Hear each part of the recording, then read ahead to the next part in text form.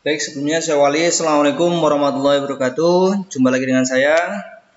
Di sini saya akan menyampaikan materi pemeliharaan kelistrikan kendaraan ringan untuk pertemuan yang kelima yang disusun oleh tim teknik kendaraan ringan atau TKR SMK Mambaul Ulum Hujan.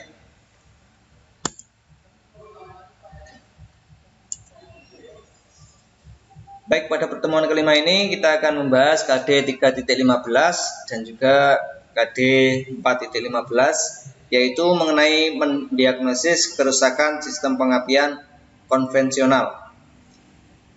Untuk indikatornya, yang pertama menjelaskan pengertian dan fungsi sistem pengapian konvensional, kemudian menjelaskan prosedur perbaikan sistem pengapian konvensional, kemudian mereparasi secara berkala sistem pengapian konvensional.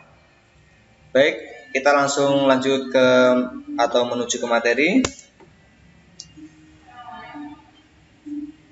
Yang pertama, memeriksa komponen sistem pengapian.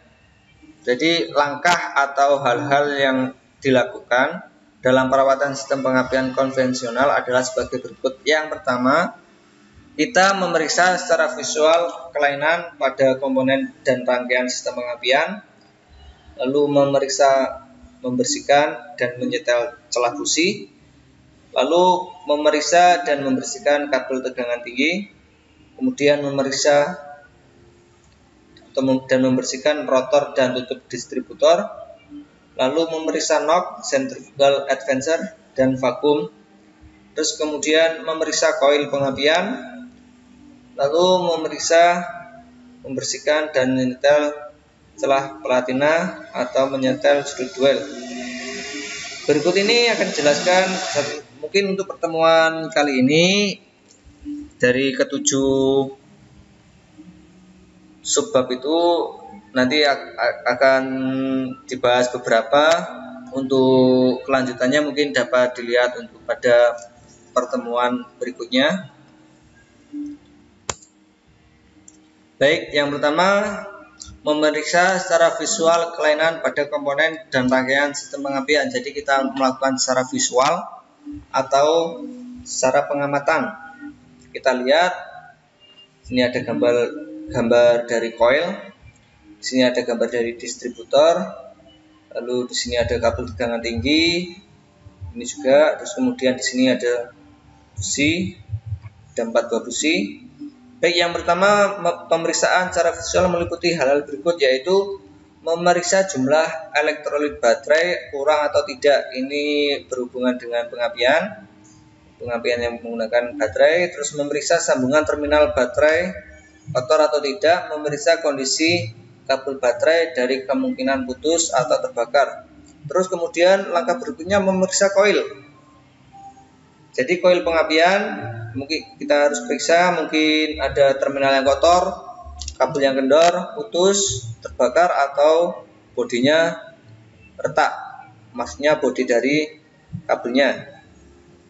Terus kemudian memeriksa distributor dari kemungkinan retak, kotor, terminal aus, dan pemasangan kurang baik atau knob-nya tidak sesuai. Terus kemudian memeriksa kabel busi dari kemungkinan atau pemasangan kurang tepat, mungkin kabel businya kurang begitu nancap ataupun tidak pas sesuai dengan klem businya.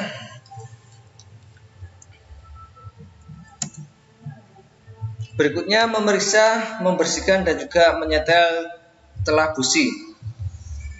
Untuk langkah dari menyetel celah busi atau membersihkan celah busi, yang pertama kita lepas kabel tegangan tinggi, lepas busi, terus kemudian bersihkan rongga busi, lalu setel celah elektroda busi sesuai dengan spesifikasi yang ditentukan oleh kendaraan. Jadi yang pertama kita lepas kabelnya terlebih dahulu, lalu kita lepas businya, kemudian kita bersihkan. Setelah kita yakin bersih, terus kemudian kita setel celahnya. Baik, seperti ini. Mungkin yang pertama mengukur celah busi, terus kemudian menyetel, lalu ada membersihkan busi. Setelah proses ini selesai, maka pasang kembali busi pada silinder.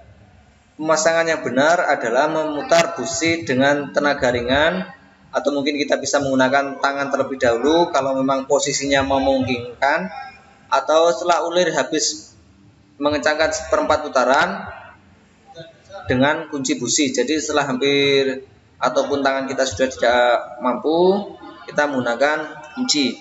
Tapi apabila posisi atau ruang businya tidak memungkinkan kita menggunakan tangan langsung, maka kita langsung menggunakan kunci busi.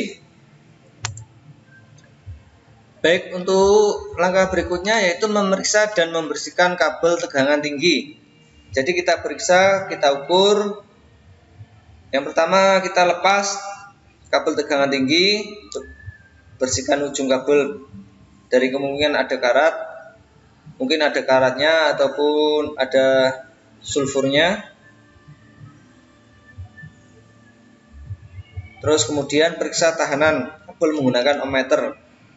Untuk tahanan kabel busi itu, tahanan kabel busi harus kurang dari 25 kilo ohm. Jadi harus kurang. Kalau lebih dari 25 kilo ohm berarti kabel businya atau kabel tegangan tinggi perlu diganti. Dalam proses pengukuran perlu diingat jangan menekuk atau menarik kabel berlebihan, karena itu dapat merusak kabel tegangan tingginya. Baik, untuk berikutnya memeriksa membersihkan rotor dan tutup distributor. Jadi lepas tutup distributornya, mungkin karena ada kuncinya, jangan lupa jangan langsung tiba-tiba ditarik, tapi dilihat dulu model pengunciannya, karena tiap kendaraan untuk pengunci tutup distributor itu biasanya berbeda. Terus kemudian bersihkan terminal tegangan tinggi dengan amplas. Bisa menggunakan amplas ataupun kikir. Lepas rotor, lalu bersihkan karat atau deposit pada ujung rotor menggunakan amplas ataupun kikir ataupun alat yang lain. Terus kemudian memeriksa nok sentrifugal, advancer, dan vakum. Langkah yang pertama, kita periksa permukaan poros nok dari kemungkinan aus. Jadi mungkin ada aus atau apa, atau ada kotoran. Terus kemudian keausan secara visual dapat dilihat dari banyaknya goresan pada nok, lumasi poros menggunakan grease atau stamfet. Terus kemudian periksa kerja centrifugal advancer dengan cara pasang kembali rotor yang telah dibersihkan, putar rotor searah putaran rotor saat mesin hidup. Lepas rotor, maka rotor harus segera kembali. Kekocakan rotor saat diputar tidak boleh berlebihan. Jadi saat kita pasang kembali, kita lepas, itu harus segera kembali. Terus kemudian kekocakan rotor itu tidak boleh berlebihan. Untuk berikutnya, periksa vakum dengan cara lepas selang vakum, hubungkan ke pompa vakum, lakukan pemompaan, amati dudukan patina atau breaker plate harus bergerak. Bila tidak mempunyai pompa vakum, dapat dengan cara dihisap dengan kuat. Dapat dilihat di gambar di sini. Yang pertama pemeriksaan sentrifugal, terus kemudian untuk gambar sebelahnya itu pemeriksaan vakum. Sini ya. Ini menggunakan alat vakum untuk mengecek apakah breaker plate-nya itu bergerak pada dudukan patinanya. Terus kemudian memeriksa koil pengapian. Untuk langkah-langkah dalam memeriksa koil pengapian, yang pertama atur selektor multimeter ke arah 1 ohm ya.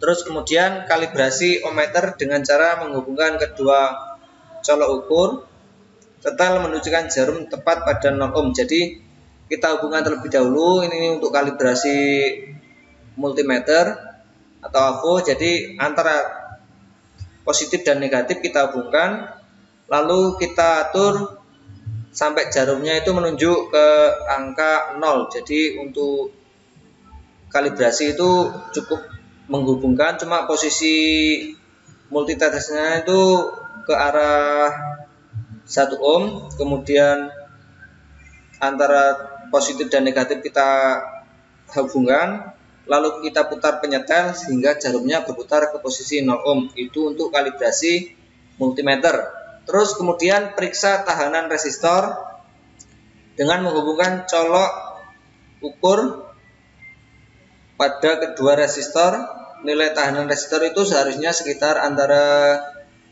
1,3 sampai 1,5 ohm pada koil pengapian jenis internal resistor. Pengukuran resistor dengan menghubungkan colok ukur pada terminal B dan terminal plus. Jadi pada terminal B dan juga terminal plus kita hubungkan ke multimeter dan tahanannya itu harus berkisar antara 1,3 sampai 1,5. Apabila kurang dari itu dapat dimungkinkan mungkin koilnya sudah rusak.